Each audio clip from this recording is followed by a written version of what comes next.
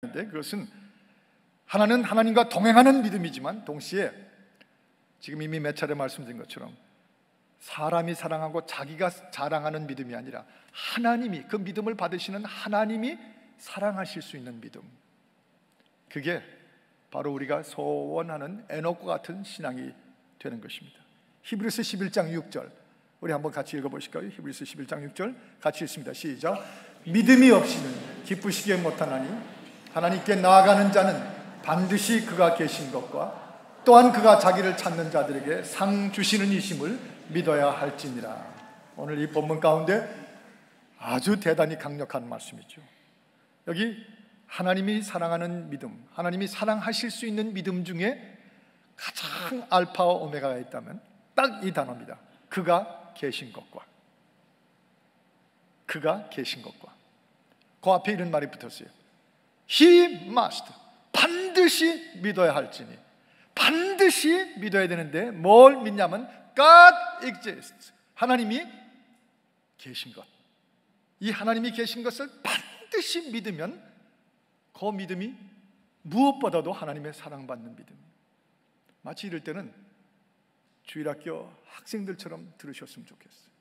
복잡한 거 갖다 붙이지 말고 무슨 쩍 신학적 도덕적 하지 말고 이럴 때는 Sunday School Student처럼 들었으면 좋겠어요.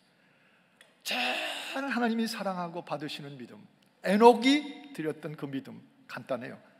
하나님이 계신 것과 반드시 하나님이 계신 것을 믿어야 할지니라. 이게 하나님을 기쁘게 해드립니다. 큰 교회 부모의 이름으로 지어드리고 어느 도시에처럼 그 교회 지면서 종탑이 그 도시에서 제일 높은 벨타워 종탑을 높이 지어놓고, 그것도 좋은 노력이겠죠. 그러나 하나님 앞에서는 그런 것보다는 이거예요. 하나님이 계신 것, He is existing, 하나님이 살아계신 것, 그것을 반드시 믿는 거예요. 그 믿음이 무슨 돈 들어요? 교육이 많이 필요합니까? 뭐 그렇게 사법고시 보는 것 같겠어요? 우리 마음이 성령이 움직여 주실 때부터 일생을, 에녹 같은 경우에 300년을 살아가면서 하나님과 동행할 때 300년을 뭘 하나 했어요? 하나님이 그가 계신 것과 반드시 하나님이 계신 것을 한 번도 흐트려 본 적이 없다는 것이에요. 그게 그렇게 하나님이 이 땅에서 죽음을 보지 않고 떠나게 하시는, 하나님의 옆으로 가게 하시는 바로 그 믿음이었다는 것입니다.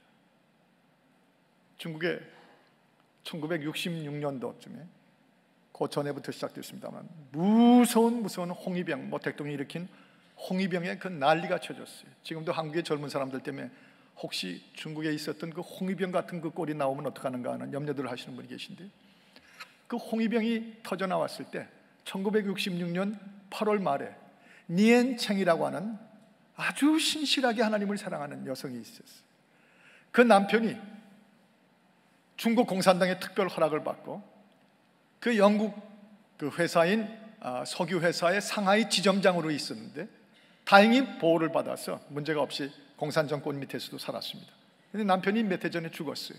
그리고 1966년이 됐을 때 갑자기 어느 날 그 집에 홍위병들이 들이닥쳐가지고 이 여자를 끌어내고 가재도구를 완전히 몰수해버리고 집을 쑥밭으로 만들어버렸어요. 이유는 이 여성이 전혀 알지도 못하는 영국의 중국 내 스파이 두목이라고, 스파이라고 잡아간 것입니다.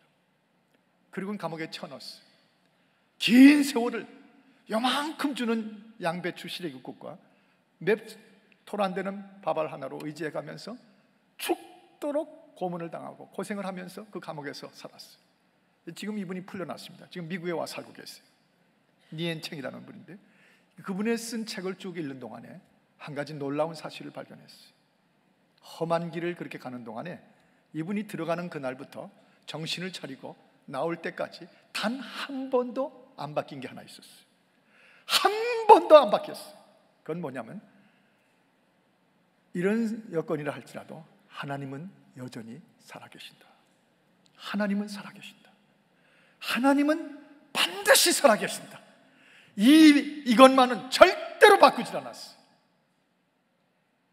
그리고 기적의 방법으로 하나님은 훗날 그를 풀어주셨는데 꼭 오늘 이 시대의 사드락과 메삭과 아벳느고 같아요. 믿음만은 어떤 경우에도 타협의 대상, 믿음을 물러줬다가 팽겼다가 믿음을 가지고 이렇게 저렇게 했다, 그거는 사랑받는 믿음에 있어서는 제일 끔찍한 일이에요. 믿음만은 에녹이 300년을 사는 동안에 끝까지 하나님의 사랑을 받을 수 있었던 것은 하나님께 나아가는 자는 반드시 그가 계신 것과 He must believe that God exists, 하나님이 살아계신 것 믿어야 할지니라. 그래서 첫 번째 중요한 것은 여러분, 사랑받지 못하는 믿음은 간단해요. 하나님의 사랑받지 못한 믿음을 사시려면 이렇게 살면 돼요. 하나님이 안 계신 것처럼 살면 돼요. 아무리 큰 소리 치고 믿음 강하다고 그래도 사는 걸 보면 하나님이 안 계신 것처럼 살면 그런 믿음은 절대로 하나님 사랑 못 받아요. 이게 성경적인 원리로 가장 중요한 신학의 첫 입문입니다.